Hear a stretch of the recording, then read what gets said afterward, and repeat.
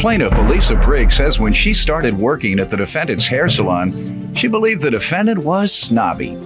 Elisa claims 2 months into her employment, the defendant asked Elisa to pay her booth rent early. And when she refused, the defendant stole her property, so she's suing. Defendant Alonda People says from the time Elisa started working for her, she paid her booth rent late every week. And Alonda insists she only asked Elisa to pay her rent early because she was sick of getting paid late. She's countersuing for unpaid rent and emotional distress. Start with you. Your Honor, thank you for allowing me to be in the courtroom. I want to say I love your show.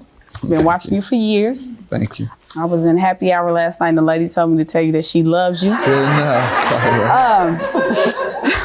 The reason for me coming here today is because in August of 2008, I started working at a salon in Indianapolis. And the salon is called HOT, is Hate on This Hair Salon, Hot Hair Salon, that's initials.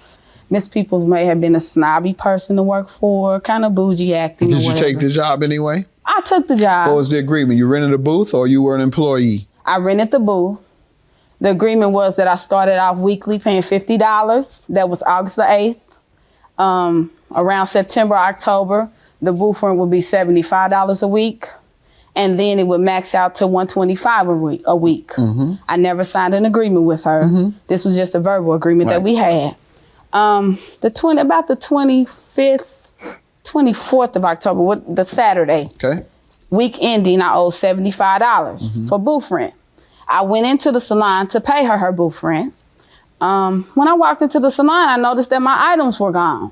Was there anyone in the salon at Brittany, that time? the lady sitting right here. Did you inquire? Yes. About where your things were? Yes, I did. What were you told? She said, well, Lisa, Kelly thought that you wasn't going to come and pay your booth rent. I left the shop. How long after did you speak with her? It may have been like 30 minutes to an hour. What did she say? She said, you had a problem with the things that were going on at the shop? And I said, well, yes, I did. I said, I noticed that all my stuff that I need to work with is gone, you know? And she was like, well, you should have, we got into a disagreement, shout and match. You know, she said some words, and I won't say what she said, but I was like, well, Kelly, you know. What did she say happened to your things again? Said she took my stuff. And how much did it amount to?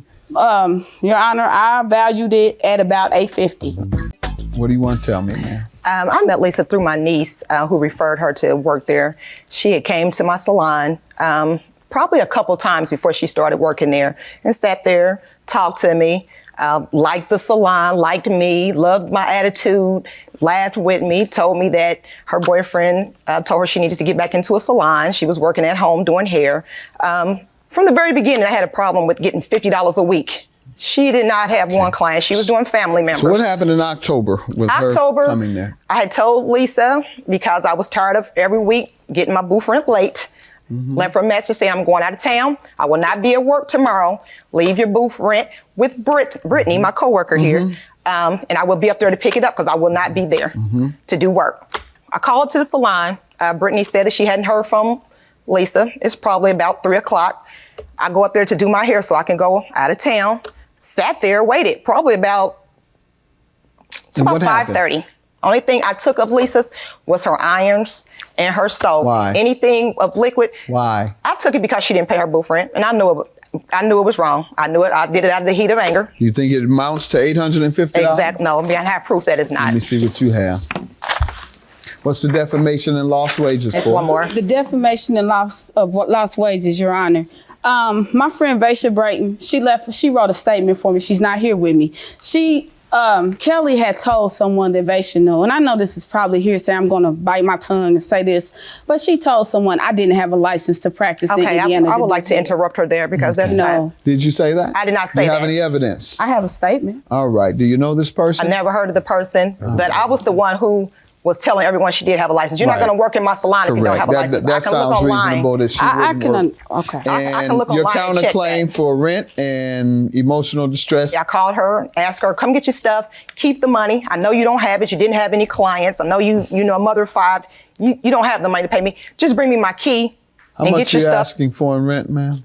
The $75 booth rent that she had. $75 for rent. And the emotional distress, how does she owe you for that? She had went to my landlord, which has a business 2 doors down from me, asked him to let her in the salon to see if her stuff was still there. He told her that he is not able to do that. I own the salon. She needed to have a discussion with. I was offended with her going down there in the first place. I had called her plenty of times. How does she owe you for emotional distress? She What threatened happened? him and told him that I need to watch my back. That I don't know who she's She doesn't know who, or I don't know who she's What did messing you with or do something. from there?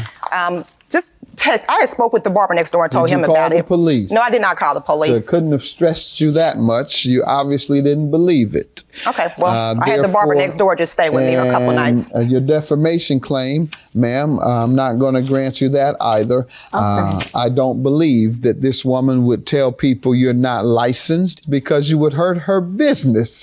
$300 is your judgment, ma'am, based on the estimates I see. Ma'am, I'll grant you $75 for your unpaid rent. Have a good day. Thank you, Judge Mathis.